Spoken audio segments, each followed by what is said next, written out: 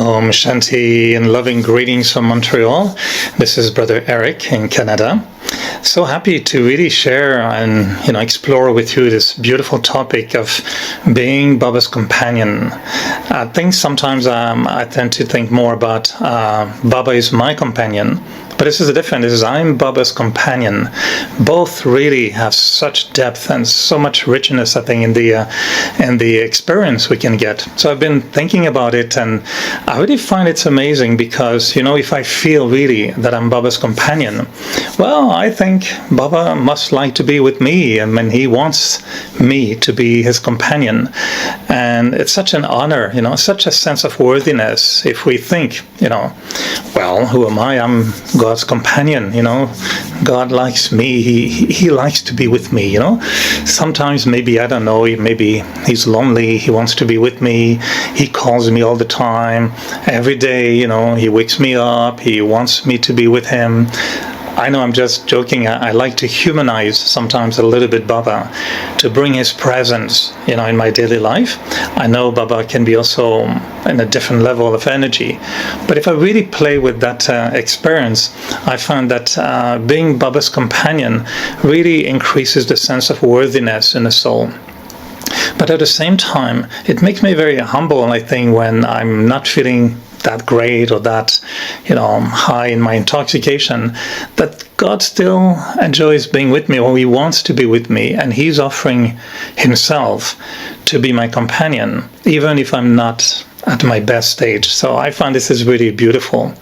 And I think that companionship in general, I'm Baba's companion, Baba is my companion, is a foundation to enhance every relationship with Baba, but also to make relationships and remembrance more easy, more natural, more constant.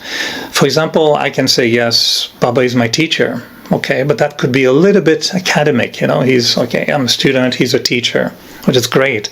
But I find that if I feel that I'm Baba's companion, well, how does it become different? I'm his companion and he's teaching me. So it really can help us to change sometimes the nuance in the relationship we have with Baba. Because, everything starts with connection. We first connect, then we create Baba's presence, we invoke Baba's presence. And I think the company that we have afterwards has to be in the presence of Baba. It's not just a remembrance. The company creates companionship, but then it creates the relationship that I have with him. It shapes the relationship as a teacher, as a friend, as a beloved.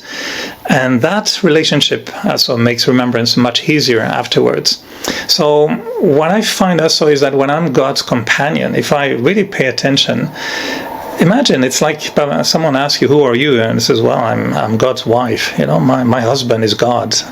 Okay, it's a thought, but how much do I feel it? That's, for me, what is very exciting, is that if I feel I'm Baba's companion, I think it generates an energy around me, which is a little bit like not available sign, for any other relationship that will not fit with my spiritual principles. When I want to be with God, I want to remember Baba, and I want to be loyal to him. So if I'm feeling I'm God's companion, well, that's the energy that I create around me. I think it might limit a little bit any attraction or any pull that could be there. So I think that this is really essential to create the final stage. My experience at the moment is that we're all moving towards a much more natural, constant, stable stage, immovable, unshakable. I mean, that's what the goal is, isn't it? And I find that the companionship with Baba helps us to strengthen our stage, but also the quality of the remembrance that we have. And I don't think there's a better way of being happy in a relationship with God other than being God's companion, and God is my companion. I think this is quite nice. So let's enjoy for the whole time, experimenting and going deeper into that experience of being Baba's companion. All right. Thank you. Om Shanti.